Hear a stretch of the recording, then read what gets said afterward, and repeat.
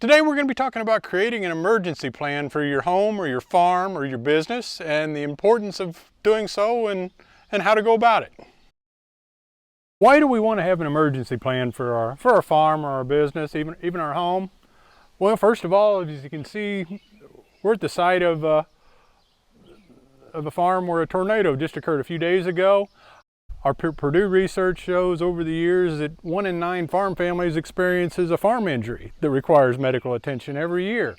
Couple that with natural disasters like a tornado or high winds, fires, other types of disaster or emergency situations.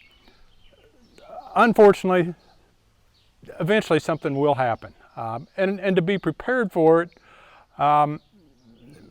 and have some type of a plan or a plan to deal with those situations when they occur can help reduce some of the impacts of disasters or emergencies, whether that's human and animal suffering, financial impacts, which obviously this incident's is going to create a financial impact. Injuries are definitely cost plenty of money along with suffering. So having a plan how to approach and how to deal with an emergency when it happens can help reduce some of those impacts down the road and allow you and your farm and your family to get back to your daily life much quicker and more efficiently.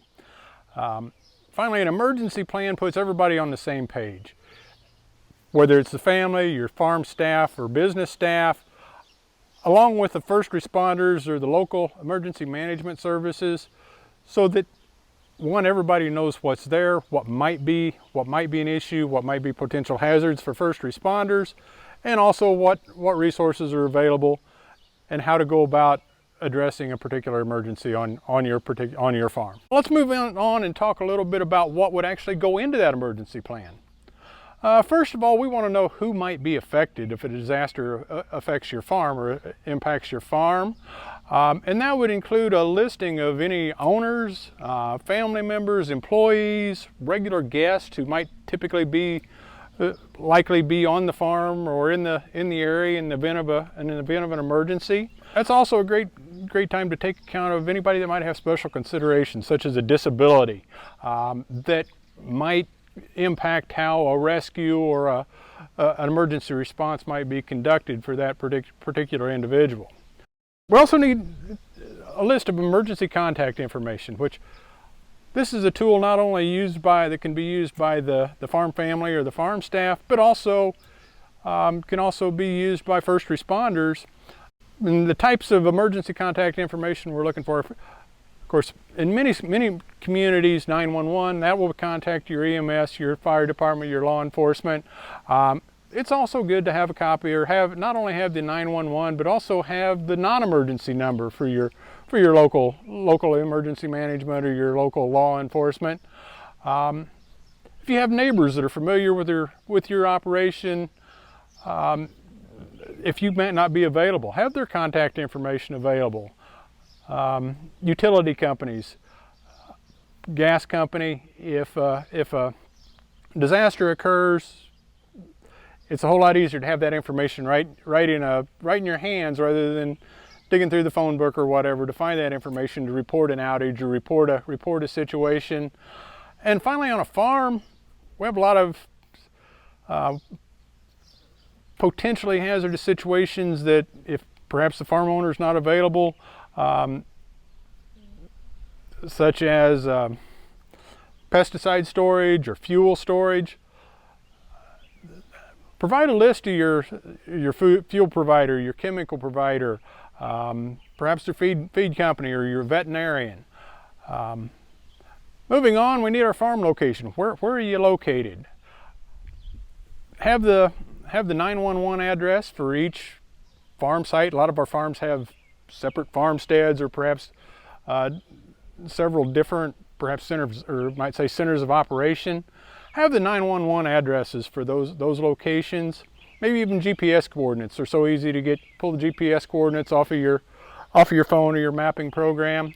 And then specific directions to the farm. Rather than trying to remember what the road number is down there at the corner, it's written in front of them. They can simply read that off to the 911 dispatcher.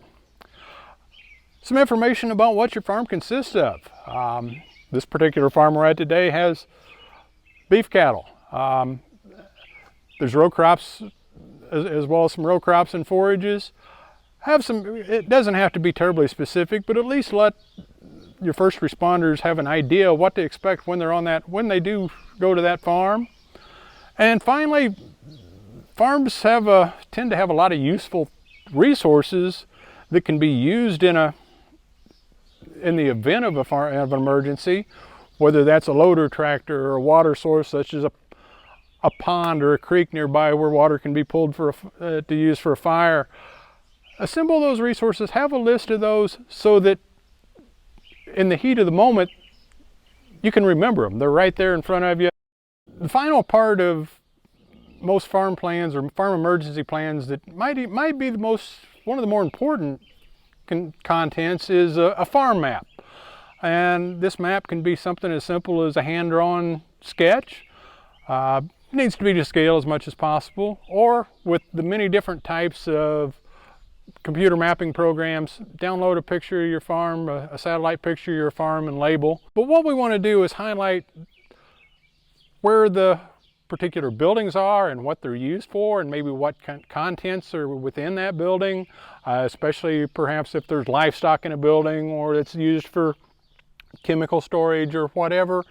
That way first responders can take a quick look at that map and know what might be in a building and what they might be expect to run into when they do perform a rescue or there's a disaster situation.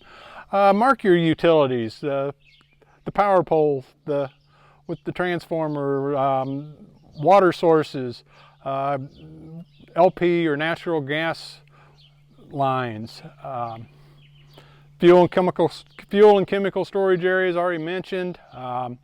If you have a fueling station or fuel tanks, mark those on that map so first responders know where to look.